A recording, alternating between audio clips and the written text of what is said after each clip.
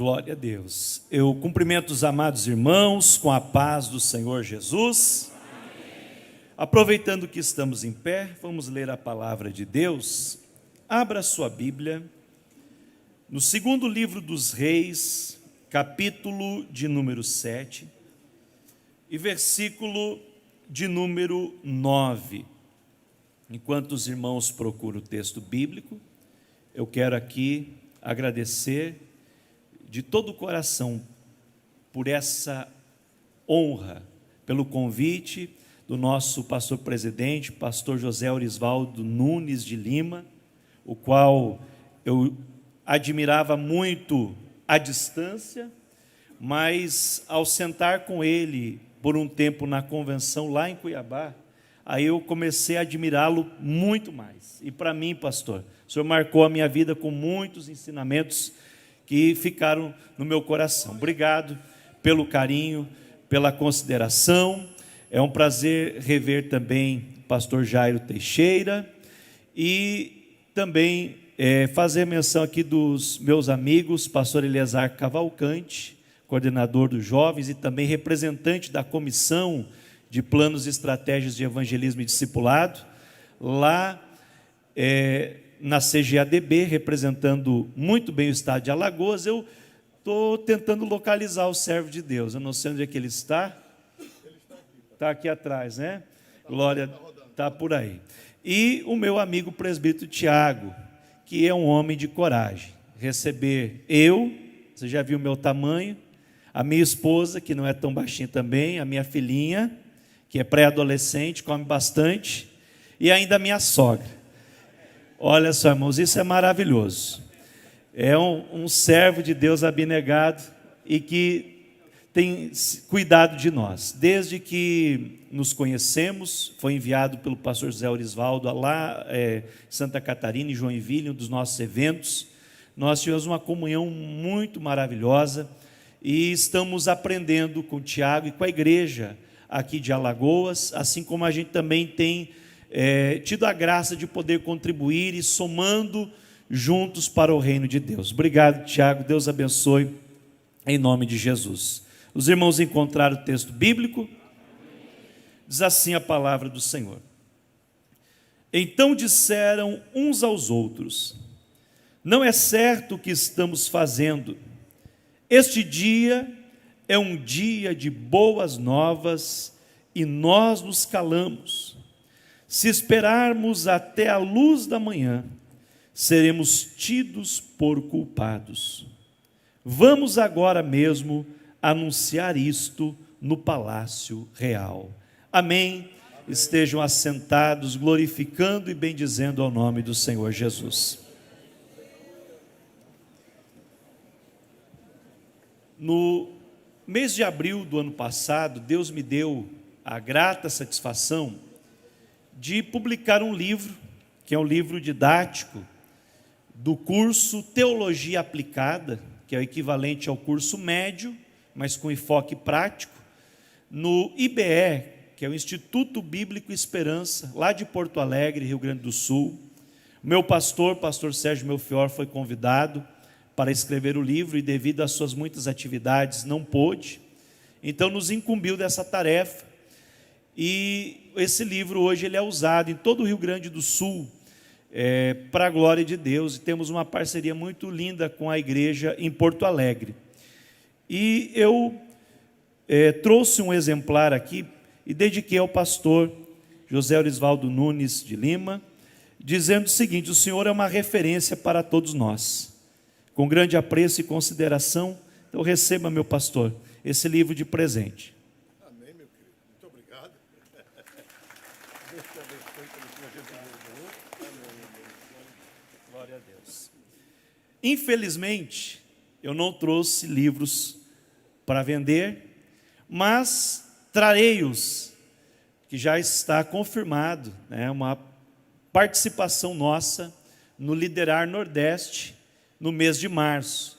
Então nós estaremos aqui, se não me engano é o terceiro final de semana do mês de março, e eu vou ministrar sobre discipulado para jovens, como trabalhar o discipulado para jovens e como também desenvolver um projeto piloto para criar a cultura de discipulado entre os jovens, baseado num trabalho que nós fazemos na congregação que eu pastoreio, que é o setor 8 da Assembleia de Deus em Joinville, o setor Shalom.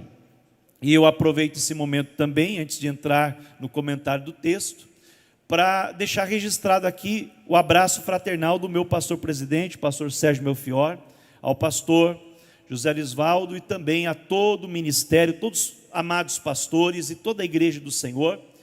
Ontem saí do gabinete dele 2 da madrugada, de uma reunião, estávamos ali tratando de alguns assuntos da obra de Deus, os projetos do evangelismo e discipulado para o próximo ano em Joinville, recebendo também o reforço de um pastor de outro estado que estará nos ajudando também nesse trabalho. E eu disse: meu pastor, o senhor me autoriza eu participar do culto e pregar amanhã à noite, a convite do nosso pastor José Orisvaldo lá em Maceió? Ele me autorizou, porque na nossa reunião de pastores ele proibiu todos os pastores nas férias de pregar, porque se deixar, como o pastor falou, os pastores ficam pregando e não descansam, e as nossas férias são 10 dias apenas por ano. Então a gente pediu autorização, ele não só me abençoou, mas pediu para eu trazer o abraço dele ao pastor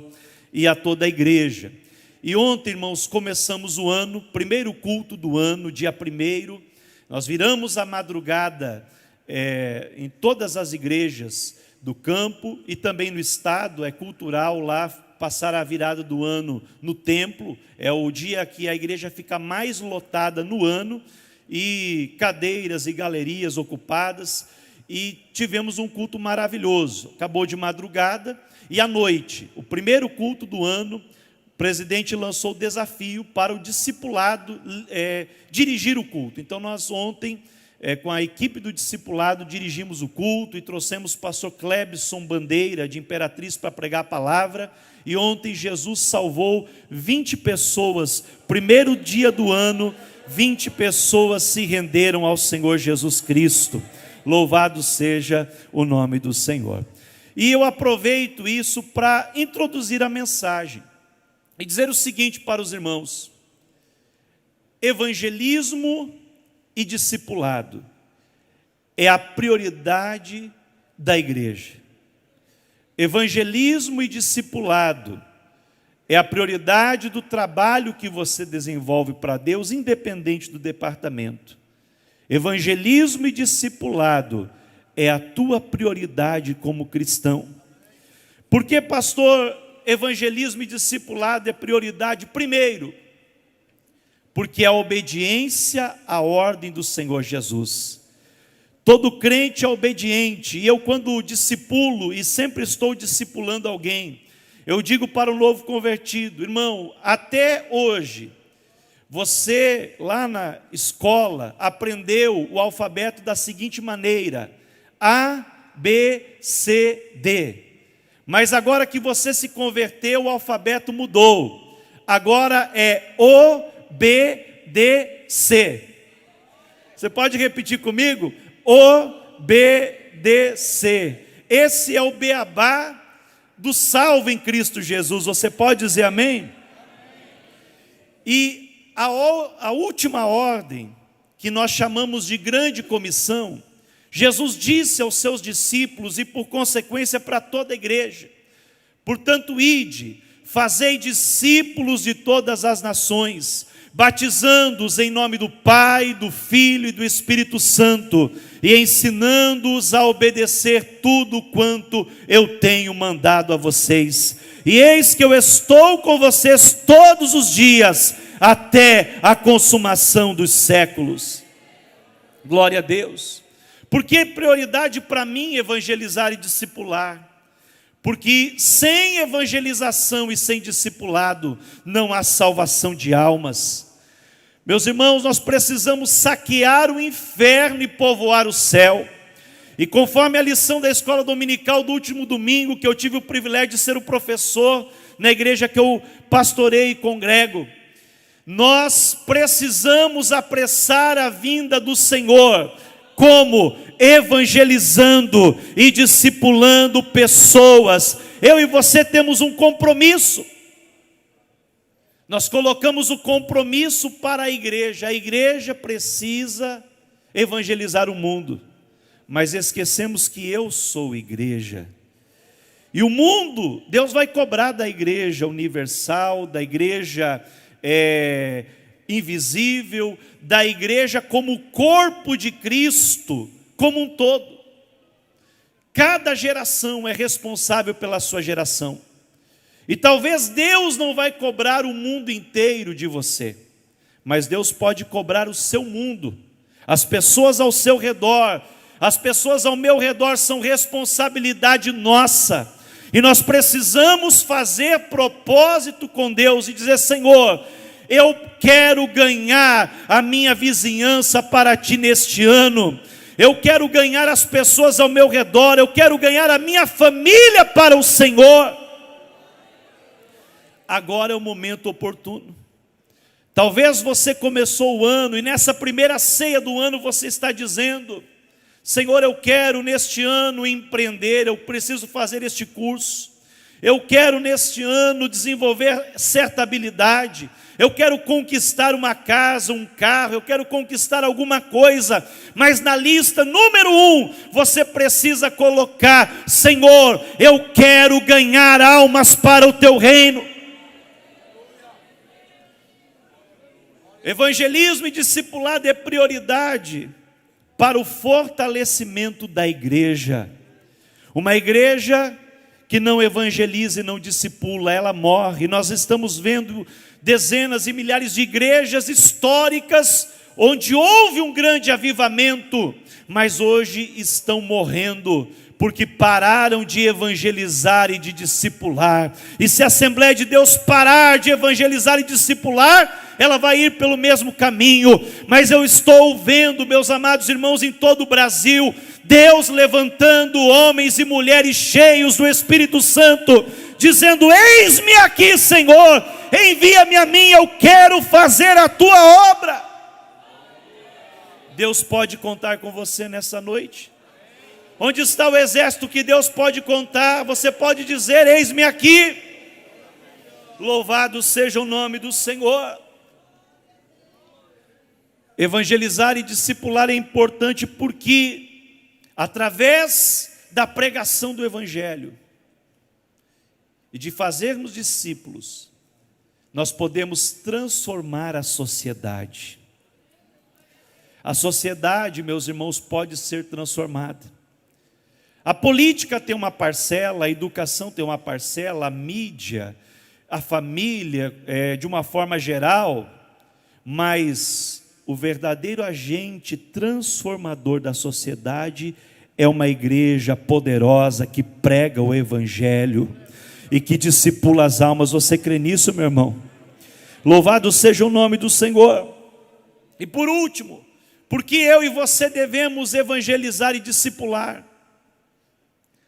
Para glorificar a Deus. Quando você ganha almas, você está glorificando ao Senhor. Você está valorizando o sacrifício de Cristo, que derramou o seu sangue na cruz do Calvário. Hoje vamos participar aqui do corpo e do sangue simbolicamente. Mas por que Jesus fez isso? Foi por amor às almas que estão perdidas e que precisam ouvir o Evangelho da salvação. Louvado seja o nome do Senhor.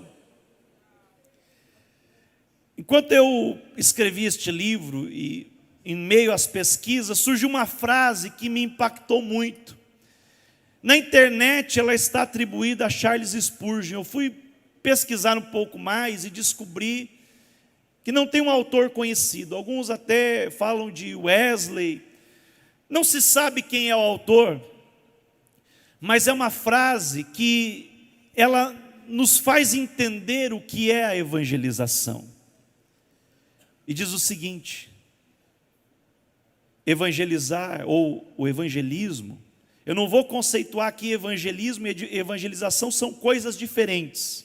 E daí, se você ler meu livro, depois você vai entender a diferença. Eu estou falando de forma geral. Evangelismo é um mendigo contando a outro mendigo onde encontrar o pão.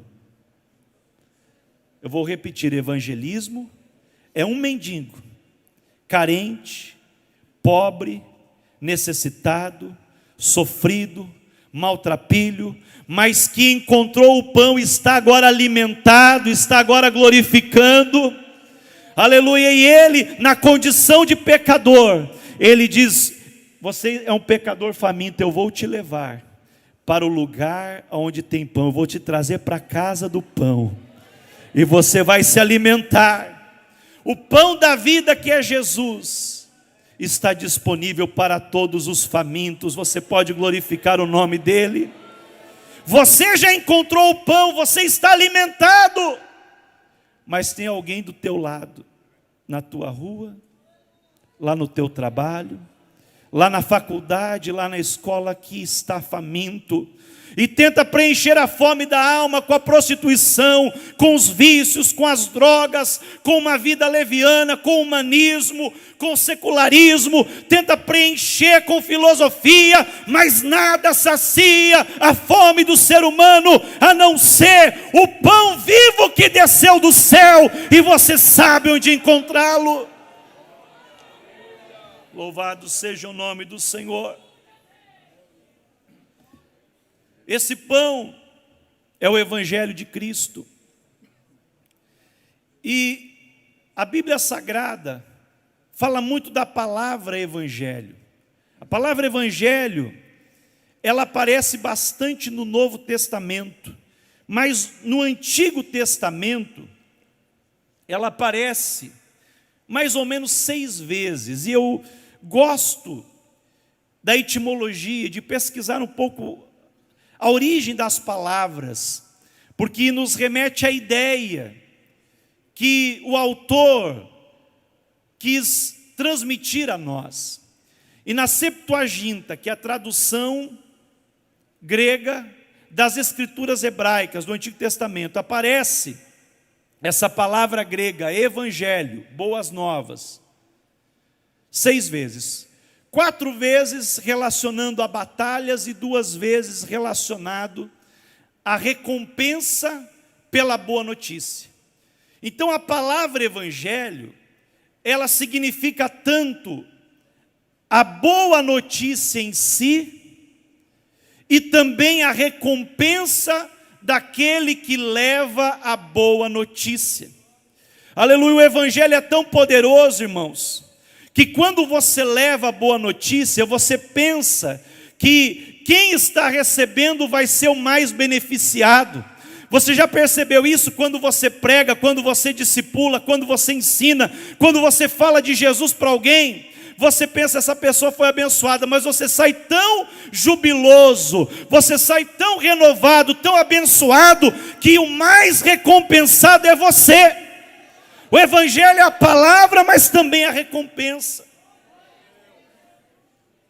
E os gregos, eles diziam que evangelho era o sacrifício de agradecimento pela boa notícia. Quando recebia-se uma notícia boa, eles sacrificavam aos seus deuses. E os romanos pegaram essa palavra e mantiveram a palavra grega evangelho, mas de uma forma diferente. Eles usaram essa palavra para destacar notícias importantes. Por exemplo, a palavra evangelho, ela significa novas que trazem alegria. E lá nos tempos de Jesus, olha que coisa interessante, foi pregado um evangelho muito poderoso para a época, na visão dos romanos, que era o evangelho de César Augusto. Por quê? Porque quando existia uma notícia que mudava a história da civilização, uma notícia que poderia transformar a vida dos ouvintes, uma notícia que faria com que a ordem social fosse mudada. Então essa notícia era chamada pelos romanos de evangelho. Quando César Augusto, contemporâneo ali da época de Jesus, assumiu o trono, diz a história que em todas as partes do Império Romano se pegou um pergaminho, um rolo, e os arautos, os evangelistas, iam até as vilas e liam Evangelho de César Augusto. Só se dava o nome evangelho a algo muito poderoso. César Augusto nasceu na época tal, ele viveu de tal forma, ele foi um general, ele conquistou grandes tropas, ele foi um herói de guerra, ele conseguiu anexar territórios e agora ele foi coroado como imperador. E essa notícia é uma notícia que mudou a história do império. Então nós vamos comemorar, vamos celebrar esse evangelho, essa boa notícia, porque César Augusto agora é o imperador de Roma. E em todas as partes eles jubilavam, faziam sacrifícios. Claro que os povos vassalos não gostavam, mas tinham que comemorar porque era o evangelho. Evangelho, nesse contexto, era uma notícia capaz de fazer história, de mudar a vida. Por isso, quando o evangelista Marcos foi escrever o seu relato da biografia de Cristo aos romanos, ele não começou como Mateus, como Lucas, como João, mas ele começou assim: Evangelho de Jesus Cristo. Porque os romanos entendiam que evangelho era o nascimento de um rei, era uma notícia que transformava vidas, era uma notícia de alguém que venceu a batalha. O evangelho, quando chegava a notícia para um povo, chegava da seguinte maneira: nós lutamos por vocês, nós conquistamos o inimigo, nós vencemos por vocês e hoje vocês são um povo livre. E Marcos está dizendo: Jesus nasceu, Ele mudou a história, Ele morreu por você e hoje você é livre para glorificar a Deus. Essa é a boa notícia do evangelho, é uma notícia que muda a vida. Você pode glorificar a Deus. Agora muitos pensam que para pregar o evangelho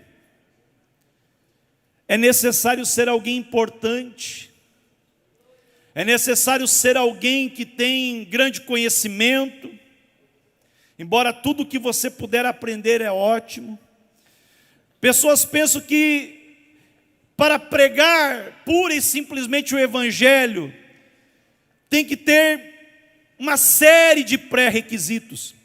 E eu gosto muito de uma ilustração que o meu pastor costuma dizer, que em uma determinada aldeia chegou um missionário, lá no interior da África, e começou a evangelizar os nativos, aprendeu o idioma e ensinou para eles João 3,16. Você lembra de João 3,16? Porque Deus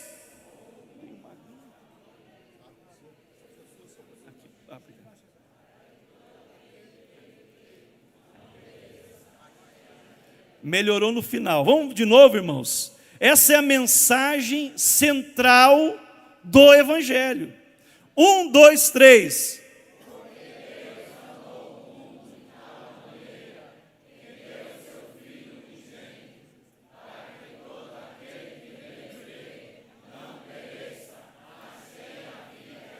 Glória a Deus, louvado seja o nome do Senhor. E após aquele culto, um dos nativos que estava ali disse: missionário, você poderia orar a Deus por mim? Sim, posso orar. Qual é o motivo? Eu quero pregar o evangelho. E aquele missionário ficou um pouco incrédulo. E disse, mas olha, você tem que aprender mais, tem que fazer um curso teológico, você precisa se preparar melhor. Você só sabe um versículo. Aí ele disse, missionário, eu sei que eu não sei muito da palavra de Deus, mas essa palavra que o Senhor pregou mudou a minha vida, me encheu de alegria, essa boa notícia que Jesus morreu por mim e perdoou os meus pecados, me transformou. Eu só sei um versículo. Está vendo atrás daquelas montanhas, que está subindo uma fumaça? Sim, estou vendo, disse o missionário. Lá existe outra tribo, e aquela tribo não sabe nenhum versículo. Deixa eu ir lá, levar a boa notícia para eles. Eu quero levar a boa notícia que transformou a minha vida e pode transformar a vida deles. Quantos têm uma boa notícia que pode transformar a vida das pessoas ao seu redor?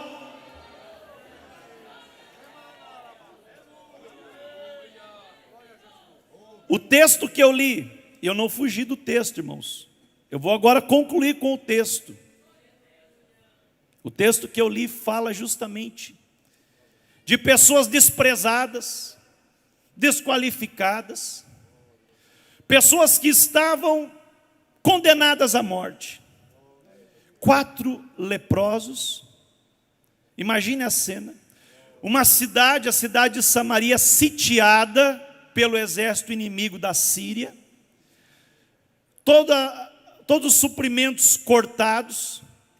Vamos fazer uma analogia hoje, lá a faixa de Gaza, né? Não pode entrar energia elétrica, tal, está cercado, e não tinha o escape que o